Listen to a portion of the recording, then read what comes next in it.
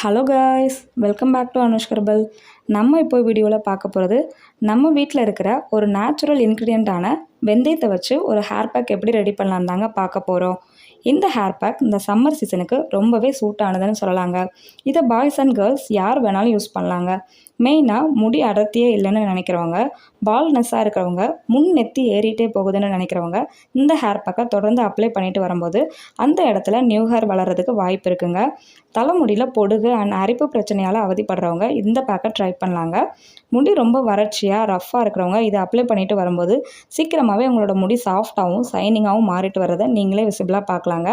And நம்ம உடம்புல heat அதிகமாக இருந்தால் கூட முடி கொட்டுறதுக்கு வாய்ப்பு இருக்குங்க. பட் இந்த வெந்தயம் நம்மளோட பாடி ஹீட்டை ரெடியூஸ் பண்ணி முடி வளர்ச்சியை தூண்டி விடுங்க. நம்ம ப்ரிப்பேர் பண்ணுற இந்த ஹேர் பேக்கில் வெந்தயம் தாங்க அதிகமாக எடுத்திருக்கோம்.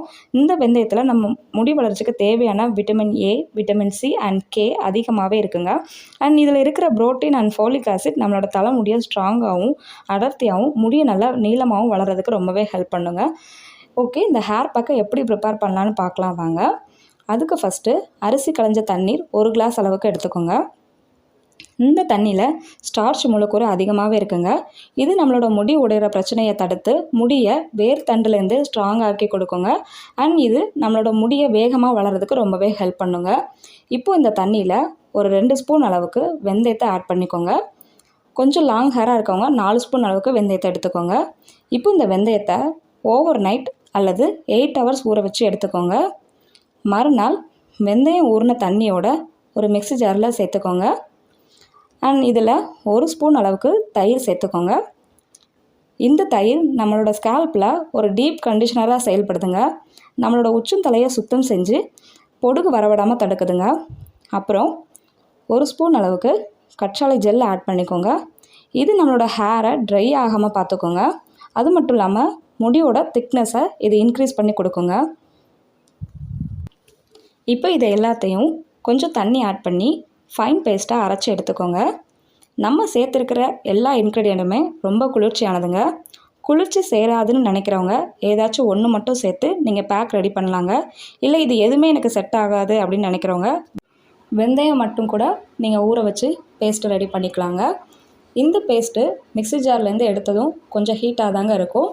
ஸோ ஹீட் அடங்கினதுக்கப்புறம் ஒரு 10 மினிட்ஸ் கழித்து உங்கள் ஹேரில் நீங்கள் அப்ளை பண்ணிக்கலாங்க. இப்போ இந்த பேஸ்ட்டு பார்க்குறதுக்கு ரொம்ப திக்காக தாங்க இருக்கும். பட் உங்களோட தலைமுடியில் அப்ளை பண்ணுறதுக்கு ரொம்பவே சாஃப்டாக இருக்குங்க. எந்த ஒரு ஹேர் பேக் போடுறதா இருந்தாலும் நம்மளோட தலைமுடியில் ஆயில் வச்சதுக்கப்புறம் தாங்க ஹேர் பேக் போடணும். ரொம்ப ட்ரை ஹேராக இருக்கும்போது ஹேர் பேக் அப்ளை பண்ணக்கூடாதுங்க. இந்த ஹேர் பேக்கை நீங்கள் மார்னிங் அப்ளை பண்ணுறதா இருந்தால் முந்தின நாள் நைட்டே உங்களோட ஹேரில் தேங்காய் எண்ணெயை அப்ளை பண்ணிவிடுங்க. இல்லை இந்த ஹேர் பேக்கை நீங்கள் எப்போ அப்ளை பண்ணுறீங்களோ அதுக்கு 2 ஹவர்ஸ்க்கு முன்னாடி உங்களோட ஹேரில் நல்லா ஆயில் வச்சுக்கோங்க. ஆயில் வச்ச பிறகு உங்களோட தலைமுடியை 2 பாகமாக பிரித்து சிக்கு இல்லாமல் நல்லா சீவி வச்சுக்கோங்க. உங்களோட முடி வாகு எப்படி இருக்கோ அந்த ஸ்டைல்லையே நீங்கள் ஹேர் பேக் அப்ளை பண்ணுங்கள்.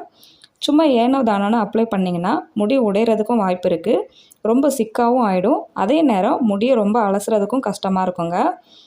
ஸோ கவனமாக அப்ளை பண்ணுங்கள். ஃபோர்ஹெட்டில் முடி இல்லாதவங்க நல்லா கான்சன்ட்ரேட் பண்ணி முன் நெத்தியில் நல்லா அப்ளை பண்ணி விடுங்க.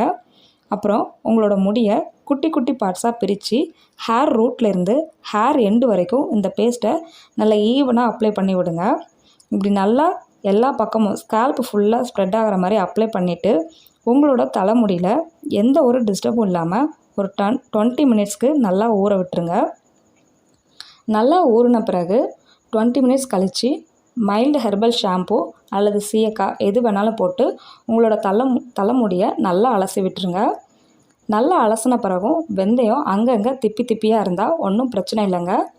நீங்கள் தலைமுடியை எந்த அளவுக்கு நல்லா ஃபேன் காற்றுல காய வைக்கிறீங்களோ அந்த அளவுக்கு வெந்தயம் அதுவாகவே உதிர்ந்து விழுந்துடுங்க. நீங்கள் சொரிஞ்சு எடுக்க வேண்டாம்.